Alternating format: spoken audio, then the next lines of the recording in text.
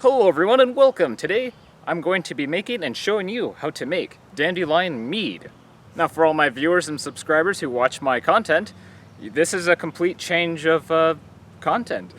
You might be wondering, where's the rock? Isn't this a rock channel? You see, when I created this channel, I first had it in mind not to be fully based on geology and prospecting. I also had other things in mind as well for a nice variety. That's why I named the channel the way I did, GeoForge. Geo, of course, meaning earth, and forging is like blacksmithing or crafting and making stuff, because when you forge something, you're making something. And I always think it's good to have a little bit of variety. So for those of you who have actually watched me for a long time now, don't worry, there'll be plenty of rock and geology content in the future. That is mainly what my channel is focused on. But for today, to put in a little bit of variety, we're gonna do something special and make some good dandelion mead. And for all of those who are new to my channel because of this video, welcome. I hope you like what you see.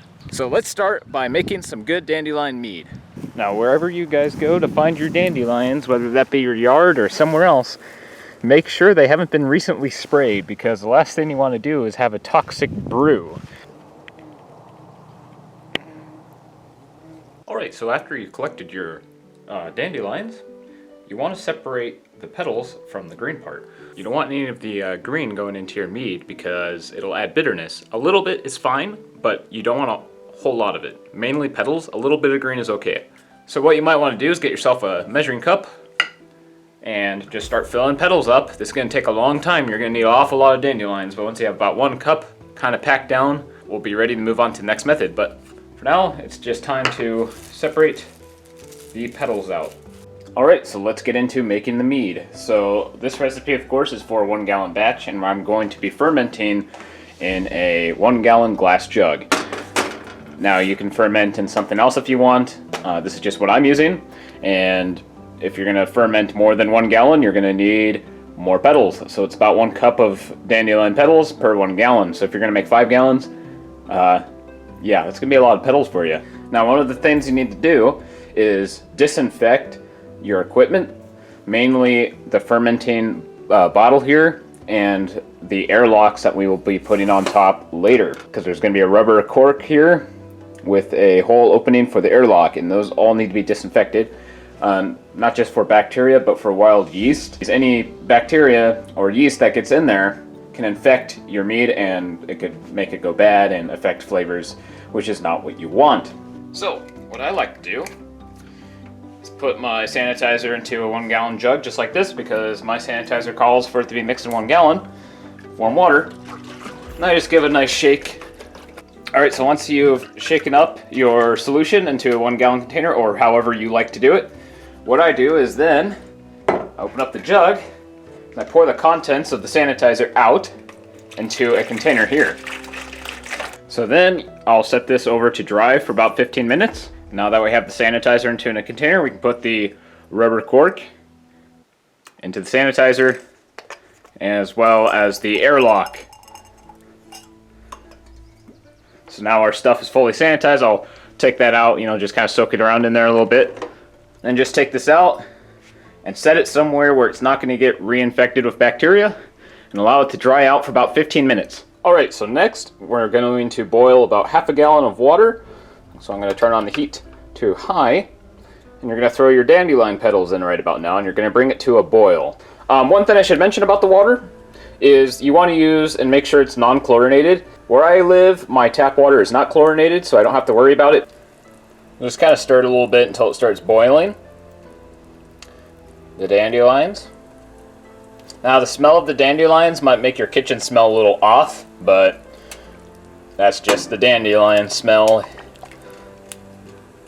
So what boiling's going to do is it's not only going to kill any bacteria or wild yeast that are in the dandelion petals, but it's also going to allow the flavor to seep out of it. Kind of like making tea, basically. It's beginning to boil. I'm going to let it get to a nice strong boil before I turn off the heat. And there we go, we got it into a nice strong boil, so I like to stir it up just a little bit, and that steam's pretty hot, so be careful. Stir it around, and then what you want to do is turn off the heat and allow it to seep for 15 to 20 minutes. Alright, so now that this is seeped for about 20 minutes, now I want to add your honey. Now when it comes to the honey, you can go with pretty much any honey you want. However, it will affect the flavor of your mead in a couple different ways, depending on the quality of the honey and if it's like wildflower or clover honey, etc. So it's on preference. I'm going to be using a cheaper honey. You can use a more expensive honey. It might enrich the flavor, but if this is your first time, a good basic honey will do just fine. You want to add about 2 to 3 pounds of honey. Again, this is on preference. I'm going to be adding 3 pounds because I want it to be as sweet as possible. Because Dandelion Mead is already going to have some bitterness to it, especially if you have a lot of green in there, which you want to try to minimize anyways. So I'm going to add 3 pounds of honey, and this is what's going to make it a mead. So wine is made with sugar, and mead, of course, is made with honey. So how this is going to work is the honey has sugar in it, of course, and when you put in your yeast, that is what the yeast will feed on, which will produce alcohol. So now that you've put your honey in there, you now want to stir it up until the honey is fully dissolved in the water. Make sure to scrape it off the bottom, because as you pour it in, it's going to settle on the bottom. Now you don't have to do this next step, but you can add the juice of a lemon. Once you stir this up a little bit more, once you think it's all good and ready to go, next we're going to pour this into our 1 gallon jug container. So once your jug is ready to go, you want to get a funnel that's been sanitized. You want to sanitize everything that your mead is going to touch.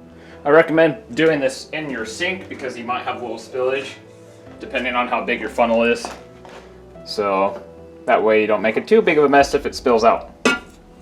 Also, if you want, you can put a cheesecloth in here to filter out the petals if you do not want the petals to ferment in the jug. I, however, do want the petals to ferment in there, so I'm keeping them in.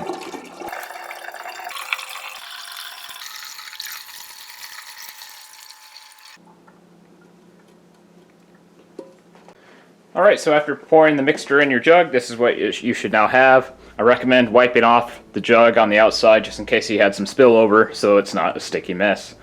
So what you want to do next is fill this up with water, again non-chlorinated, and leave about 2 inches of headspace at the top. And that's what it should look like now. So what you want to do now is get a lid, if you have one, and you want to cap this off, make sure it's nice and tight, and you want to shake this around a little bit so the mixture is all nice and mixed in there.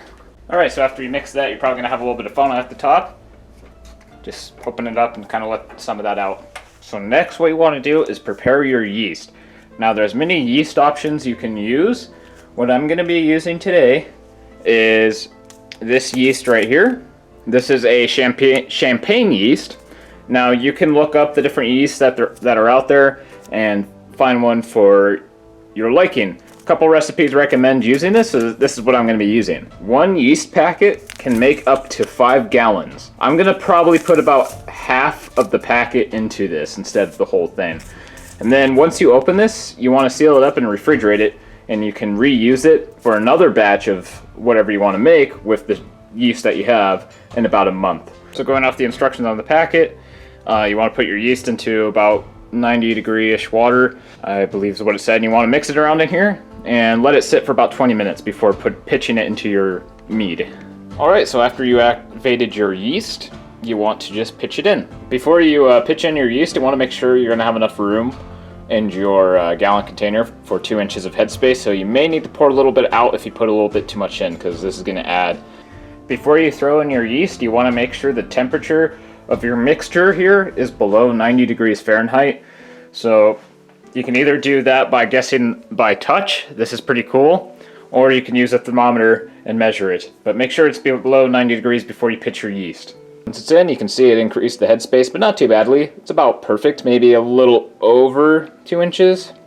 So now you want to mix this for about 2 minutes. So put the cap back on and give it a good shake.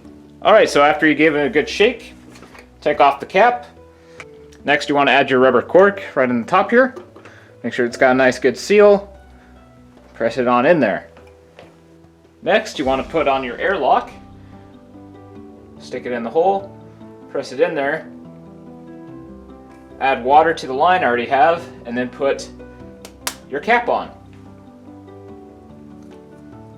Make sure it's nice and tight, and there you go. So I've added water, there's a line here, add it to the top, and now it's complete. And that's that. That completes the batch of mead. So now you want to stick this in a nice, cool, dark place and allow it to ferment for about 6 weeks. So after it's done fermenting, we can then rack it. But for now, you want to just store it in a nice, shaded, dark area. So when this starts to ferment, you're going to have CO2 gas that's going to need to escape. And it's going to rise up through the airlock here. Now, something I recommend that you do, if you chose to leave the dandelions in your mead as it ferments, if the fermenting really takes off within the next couple of hours or days, what's going to happen is that gas is going to start pushing the petals up towards the top of your container. This is the one downside with glass gallon containers.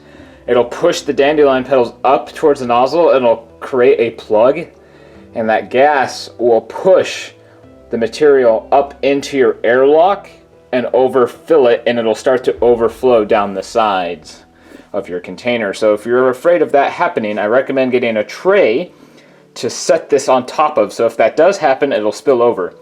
So you just want to keep an eye on it, check on it every couple hours, few days, or maybe even a week, just to make sure that doesn't happen. If it does start to happen, what you can do is take off the cork and you can disinfect a tool, and you can either push the dandelions back down there and mix it, or if you choose, you can grab and remove some of the dandelions so that problem stops occurring altogether.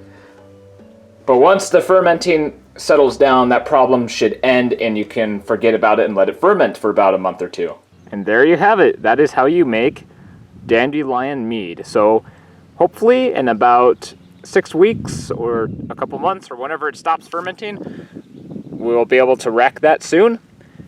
And I'll hopefully make a video showing you guys how to do that if you're interested. I recommend when you ferment to age it for about a year, like this bottle here, for the maximum flavor. And that is how you make dandelion mead. I hope you all enjoyed this video, and I hope it all goes well for you, and I hope your batch turns out great. So I hope you all enjoyed it. I'll see you in the next video. And for all my subscribers that watch my content, tell me what you think about this change of video content. Did you like it? Let me know. Alright, I hope you all have a nice, wonderful day, and hopefully, if you make this mead, hopefully it turns out amazing for you. And I'll see you all in the next video.